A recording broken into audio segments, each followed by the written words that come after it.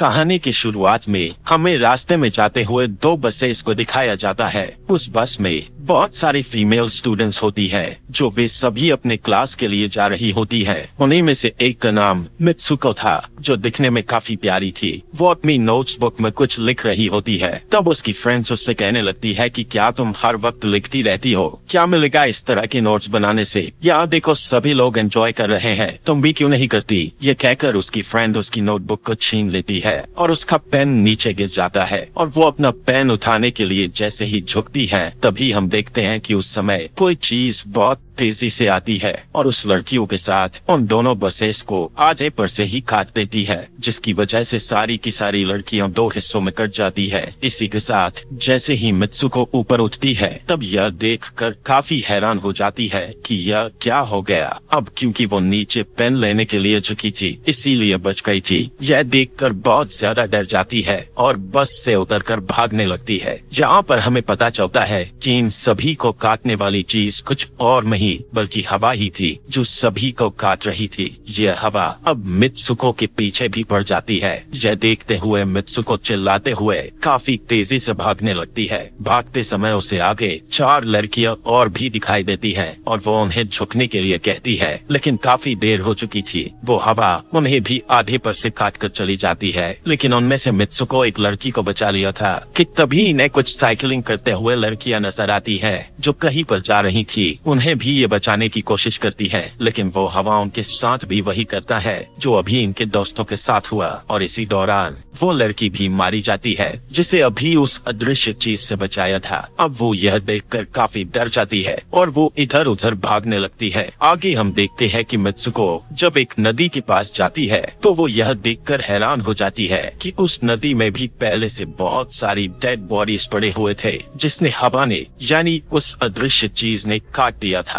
वहाँ से वो एक डेड बॉडी के कपड़े लेकर चेंज कर लेती है। अगले सीन में हम देखते हैं कि मित्सुको चलते चलते एक स्कूल में पहुँच चुकी है जहाँ पर और भी बहुत सारी फीमेल स्टूडेंट्स थी। उनका यूनिफॉर्म मित्सुको के यूनिफॉर्म से काफी डिफरेंट था। यानी यह भी था कि वो तो उनके स्कूल के स्टूडेंट तो नहीं थी कि तभी एक लड़की मित्सुको के पास आती है और उससे कहने लगती है कि तुम कैसी हो। दरअसल देखा जाए तो वो लड़की उसकी बेस्ट फ्रेंड थी, लेकिन मित्सुको उससे पूछती है कि क्या तुम सच में मेरी बेस्ट फ्रेंड हो, क्योंकि उसे कुछ भी समझ में नहीं आ रहा था कि उसके साथ हो क्या रहा है। वो काफी सदमे में थी। यहाँ पर हम यह भी जान पाते हैं कि मित्सुको और उसकी बेस्ट फ्रेंड काफी ज्यादा एक दूसरे को प्यार करती है कि तभी वहीं पर तेज हवा चलती है और मित्सुको डर कर बिल्डिंग के अंदर चली जाती है। उसकी बेस्ट फ्रेंड को कुछ भी समझ में नहीं आ रहा था कि यह हो क्या रहा है। वो मित्सुको से पूछने लगती है कि तुम इतना ज्यादा कांप क्यों रही हो और इतना ज्यादा डरी क्यों हो, तुम्हें हो क्या गया है। तब मित्सुको अपने बेस्ट फ्रेंड को सब कुछ बता देती है कि किस तरह से एक हवा का झोंका आया और उसके स्कूल के सभी स्टूडेंट्स को काट कर चली गई। यह सुनकर उसकी दोस्त उसे विंडो के पास ले जाकर उसकी हाथ बाहर निकालकर कहने लगती है कि ये देखो, ये बस हवा है और कुछ नहीं। यहाँ पर मित्सुको के दिल को कुछ शांति मिलती है और इसे लगने लगता है कि शायद ये मेरा ख्वाब ही हो सकता है। जिसके बाद मित्सुको का बेस्ट फ्रेंड अपने दो और दोस्तों को लेती है और क्लास को बंद करने का प्लान बनाती है। जैसे ही ये चारों क्लास के बाहर जाने के लिए निकलने ही वाली होती है कि तभी वहाँ पर उनकी टीचर आ जाती है और उन्हें देख लेती है, लेकिन वो चारों वहाँ से भाग जाती है। वे चारों भागते भागते एक लेक पर आ जाती है। वहाँ पर मित्सुको की बेस्ट फ्रेंड अपने दोनों दोस्तों को भी उसके ख्वाब के बारे में बताती है। तभी उनमें से एक लड़की कहती है कि हो सकता है कि यह सच हो, जैसे मिरर वर्ल्ड होती है जहाँ पर इस दुनिया से अपोजिट यानी उल्टा होता है। यह कहकर वो तालाब में एक पत्थर फेंक कर कहने लगती है कि देखो, यहाँ पर मैंने तो पत्थर फेंका है लेकिन हो सकता है कि दूसरी दुनिया में मैंने ऐसा ना किया हो। कि तभी अचानक से उस तालाब में से एक क्रोकोडाइल निकल कर आता है, उसमें से एक लड़की को खा जाता है। फिर वो लड़की कहने लगती है कि देखो, मैंने कहा था ना, जो इस दुनिया में होता है वो उस दुनिया में बिल्कुल भी नहीं होता और जो उस दुनिया में हो रहा है वो इस दुनिया में नहीं हो सकता। तो इसको भी उसी दुनिया में मगरमच्छ ने खाया है। और यहाँ पर ये देखो, ये तो बिल्कुल सेफ है। उसी लेक के पास एक बिस्तर यानी एक बेड नजर आता है। ये चारों उस बेड से तकिए को उठाकर खेलने लगती है कि तभी हम देखते हैं दूर से दो लड़कियां इन्हें देख रही थी। उन दोनों लड़कियों में से एक ब्राइडल बनी हुई थी क्योंकि ये दोनों लड़कियां आपस में एक दूसरे से शादी कर ली थी। जिसके बाद उनमें से एक फ्रेंड बताती है कि हमें कुछ ऐसा करना होगा जो उस दुनिया में इम्पॉसिबल हो, क्योंकि हमारे किस्मत तो पहले से लिखी जा चुकी है, लेकिन हम इसे बदल भी सकते हैं। जिसके बाद ये सभी लड़कियां अपने स्कूल में वापस आती हैं और नेक्स्ट लेक्चर लेने के लिए क्लास में चली जाती है कि तभी मित्सुको देखती है उसके पास एक तकिया पड़ा हुआ है। अब जैसे ही वो इस तकिए को उठाने के लिए नीचे झुकती है कि तभी उसकी टीचर पूरे क्लास में गन से फायर करने लगती है और जैसे ही मित्सुको उस तकिए को उठाकर ऊपर देखती है तो उसके क्लास की सभी लड़कियां मारी जा चुकी होती है और यहाँ पर एक बार फिर वो बच जाती है जैसे पिछली बार अपने ड्रीम्स में बच गई थी। मित्सुको की टीचर उसके पास आकर कहती है कि तुम्हारी हिम्मत कैसे हो गई, इस क्लास को बंद करने की, तुम्हारा भी मरना तय है। कि तभी उसी वक्त दो लड़कियां और आ जाती है और मित्सुको को बचाकर वहाँ से भागने की कोशिश करती है, लेकिन एक दूसरी टीचर वहाँ पर आकर उन दोनों लड़कियों को मौत के घाट उतार देती है। अब जितने भी स्टूडेंट्स की जान बच गई थी, मित्सुको उनके साथ बाहर भागने लगती है, लेकिन स्कूल की सभी टीचर्स उन सभी लड़कियों पर फायरिंग करने लग जाती है। अब यहाँ पर फायरिंग के दौरान सभी लड़कियां जैसे ही वहाँ से बाहर आती है तो यहाँ पर हवा उन्हें काट देती है। यहाँ पर अब मित्सुको यहाँ पर एक बार फिर से अकेली रह जाती है और वो वहाँ से भागकर क्राउड एरिया से होता हुआ पुलिस स्टेशन में जाती है। वो वहाँ पर सब कुछ बताने लगती है। उसकी यह बात सुनने के बाद पुलिस वाली लड़की उससे कहती है कि लेकिन तुमने स्कूल वाले कपड़े तो नहीं पहने हुए हैं। और जब वो उसके सामने एक मिरर को रखती है तब मित्सुको उस मिरर में देखती है कि वो तो एकदम से बदल गई होती है और लोग उसे मित्सुको के नाम से नहीं बल्कि उसे किसी और नाम से बुला रहे थे। यहाँ पर हमें पता चलता है कि उसकी शादी होने वाली थी। तब वही पुलिस ऑफिसर उसे उसकी शादी के लिए लेकर जाती है। यह देखकर आसपास के लोग उसे कॉन्ग्रेचुलेशंस दे रहे थे। अब जैसे ही वे सभी उसे लेकर चर्च पहुंचते हैं तो मित्सुको को बेस्ट फ्रेंड भी वहीं पर मौजूद होती है। मित्सुको उससे पूछने लगती है कि यह सब मेरे साथ क्या हो रहा है। तब उसकी दोस्त उससे कहती है कि अभी खामोश रहो, हम अभी किसी के कंट्रोल में हैं, बस जैसा मैं कहूँ तो तुम वैसा ही करो। और यह कहते हुए वो उसका वेडिंग ड्रेस पहनाती है और उसे वहाँ जाने के लिए कहती है। अब जैसे ही वो अपनी मैरिज सेरेमनी के लिए आगे बढ़ती है तो वहाँ की सभी लड़कियाँ उसका मजाक उड़ाने लगती है। यह देखकर उसकी बेस्ट फ्रेंड एक एक करके सभी को मारना शुरू कर देती है। जिसके बाद जैसे ही मित्सुको आगे बढ़ती है तो उसकी ग्रूम की जगह एक ताबूत खड़ा हुआ नजर आता है।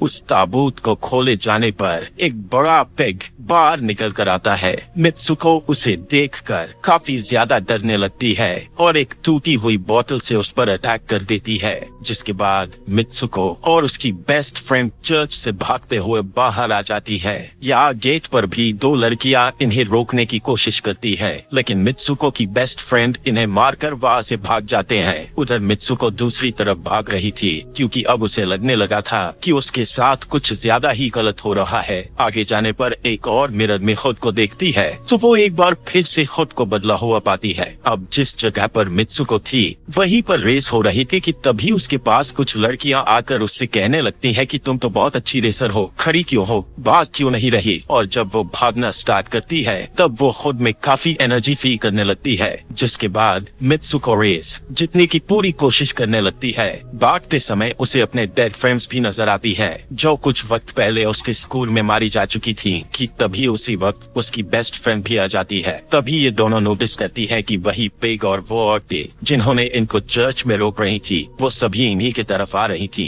भागते समय कुछ लड़कियां मित्सुको से कहने लगती है कि इस दुनिया से बाहर चली जाओ। इसके बाद हम आगे देखते हैं कि मित्सुको भागते भागते एक सुनसान अंधेरी जगह पर आ जाती है। वहीं पर कुछ स्टूडेंट्स नजर आती है जिन्होंने यूनिफॉर्म पहना हुआ था। वो सभी लड़कियां मित्सुको से कहने लगती है कि हम सभी मरे हुए हैं और तुम्हें भी मार देंगे। लेकिन तभी मित्सुको की बेस्ट फ्रेंड वहाँ पर आकर उस लड़की को मारकर वहाँ से मित्सुको को भगा ले जाती है। मित्सुको की बेस्ट फ्रेंड उसे अपना नाम जोर जोर से पुकारने के लिए कहती है, जिस पर मित्सुको अपना नाम जोर जोर से लेने लगती है। इसी के साथ मित्सुको अपना असली रूप में वापस आ जाती है। उसकी बेस्ट फ्रेंड उसे अपना हाथ दिखाते हुए कहती है कि प्लीज मेरे हाथ में जो वायर लगी हुई है उसे बाहर खींच दो ताकि मैं इस दुनिया से बाहर जा सकूं। लेकिन मित्सुको को डर भी था कि कहीं यह वायर खींचने से उसकी जान न चली जाए, और क्योंकि मित्सुको अपने बेस्ट फ्रेंड को काफी ज्यादा प्यार करती थी इसलिए वो ऐसा नहीं करना चाहती थी।